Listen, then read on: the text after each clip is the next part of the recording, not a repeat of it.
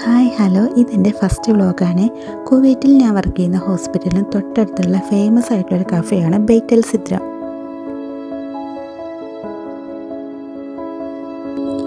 കണ്ടു കഴിഞ്ഞാൽ ഒരു അറബിക് വീടാണെന്നേ തോന്നത്തുള്ളൂ.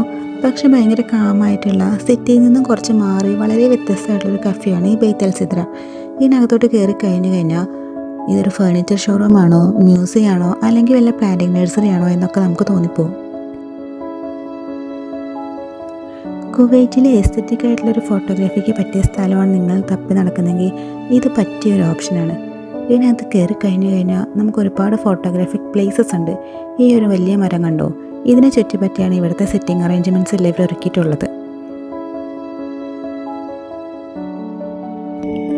ഔട്ട്ഡോറിന് പുറമെ ഇൻഡോറിലോട്ട് കയറി കഴിഞ്ഞാൽ അവിടെയുണ്ട് ഒരുപാട് സെറ്റിംഗ് അറേഞ്ച്മെൻറ്റ്. ഇത് കുറച്ചും കൂടെ കോസി വൈബാണ്. ഇതിനകത്തോട്ട് കയറിയപ്പോൾ തൊട്ടേ ഞങ്ങളുടെ ഫോട്ടോഗ്രാഫിക് പരിപാടികൾ സ്റ്റാർട്ട് ചെയ്തു. കാരണം ഇതിനകത്തോട്ട് വൺ ടൈം ഒന്ന് കയറി കഴിഞ്ഞാൽ ഒരു ഫോട്ടോ പോലും എടുക്കാതെ വരാൻ നമുക്ക് തോന്നത്തില്ല. കുവൈറ്റിലുള്ള എല്ലാവരും ഇവിടെ വന്ന് ഒന്ന് വിസിറ്റ് ചെയ്യണമെന്നാണ് ഞാൻ പറയത്തുള്ളൂ. കാരണം ഇത് ശരിക്കും നമുക്ക് വർത്തായിട്ടുള്ള ഒരു പ്ലേസാണ്. ലേഡീസും ഫാമിലീസും ആയിട്ട് വരുന്നവരെല്ലാം കഫേക്ക് അകത്തിരുന്ന് കഴിക്കുന്നതാണ് നമ്മൾ കാണുന്നത്. ഫ്രണ്ട്സായിട്ട് വരുന്നവർ കൂടുതലും പ്രിഫർ ചെയ്യുന്നത് ഔട്ട്ഡോറാണ്. പിന്നെ ഇവിടുത്തെ കോഫീസും സ്നാക്സും എല്ലാം അത്യാവശ്യം എക്സ്പെൻസീവ് ആണ്.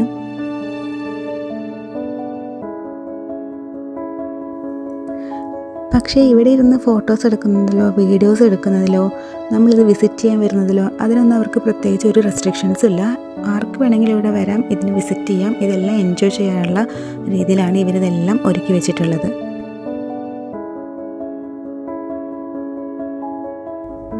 പിന്നെ ഈ ഒരു റൂം, ഇതാണ് ഞാൻ നേരത്തെ പറഞ്ഞത് കണ്ടു കഴിഞ്ഞ ഒരു മ്യൂസിയം ആണോ നമുക്ക് തോന്നുന്നു പറഞ്ഞത്. കാരണം അത്രയും സാധനങ്ങൾ ഇവരിവിടെ സെറ്റ് ചെയ്ത് വെച്ചിട്ടുണ്ട്. ഒരുപാട് സാധനങ്ങൾ പുറത്തുള്ള രാജ്യത്തു നിന്ന് കൊണ്ടുവന്നിട്ടുണ്ട്. പിന്നെ കുവൈറ്റിൽ തന്നെ കുറേ സാധനങ്ങൾ ഇവരിവിടെ വെച്ചിട്ടുണ്ട്. ഇവരെ ഇവിടെ പ്രസൻറ്റ് ചെയ്തേക്കുന്ന ഒട്ടുമിക്ക സാധനങ്ങൾ സെൽ ചെയ്യാനും കൂടെ വേണ്ടി വെച്ചേക്കുന്നതാണ്. അതിൻ്റെ എല്ലാം പ്രൈസും കൂടെ അവരവിടെ എഴുതി വെച്ചിട്ടുണ്ട്.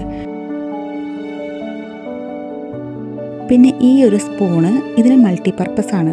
കഴിക്കുകയും ചെയ്യാം, ഫോർക്കായിട്ടും യൂസ് ചെയ്യാനായിട്ടും പറ്റും.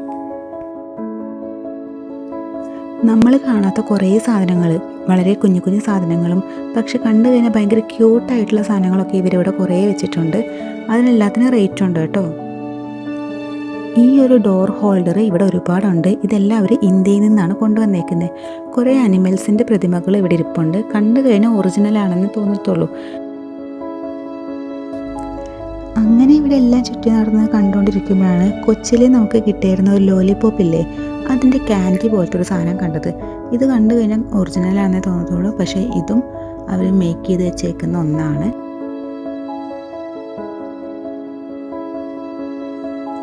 ഞാൻ ഈ ട്രൈ ചെയ്ത തൊപ്പി കണ്ടോ, ഇതെല്ലാം എന്നേക്കാളും വലുതാണ്. ഇത്രയും വലിയ തൊപ്പികളൊക്കെ ഇവിടെ ആരെ യൂസ് ചെയ്യുന്നത്? പിന്നെ കുറേ ക്ലോത്തുകൾ ഇവരിവിടെ സെല് ചെയ്യാനായിട്ട് വെച്ചിട്ടുണ്ട്. നമ്മളെല്ലാം ജസ്റ്റ് ഒന്ന് ട്രൈ ചെയ്ത് നോക്കി. അങ്ങനെ നമ്മൾ അടുത്ത സെക്ഷനിലോട്ട് പോയി. ഈ കാണുന്നത് ഒറിജിനൽ അല്ല. ഒറിജിനൽ പട്ടിക്കുട്ടീനെ അവർ ഇങ്ങോട്ട് എടുത്ത് മാറ്റിയേക്കാണ്. കാരണം ഇവിടെ ഫുള്ള് ക്ലീൻ ചെയ്യുകയാണ്. അങ്ങനെ നമ്മളൊരു മലയാളി ചേട്ടനെ കണ്ടു. ആൾ തൃശ്ശൂരാണ്. അപ്പോൾ ആളുടെ നാട്ടിലെ കുറച്ച് വിശേഷങ്ങളൊക്കെ പറഞ്ഞ് നമ്മൾ അവിടെ നിന്ന് ഇറങ്ങി. കാരണം നമുക്ക് വളരെ ലിമിറ്റഡ് ടൈം ഉണ്ടായിരുന്നുള്ളൂ. തിരിച്ച് ഡ്യൂട്ടിക്ക് കയറേണ്ടതായിട്ടുണ്ടായിരുന്നു. അപ്പോൾ അത്രയേ ഉള്ളൂ. ഇത്രയൊക്കെയാണ് ഇവിടെ കാണാനുള്ളതും. അങ്ങനെ നമ്മൾ രണ്ടുപേരും കൂടെ ഇറങ്ങി. അപ്പോൾ ഇനി അടുത്തൊരു വ്ളോഗിൽ നമുക്ക് പിന്നെ കാണാം.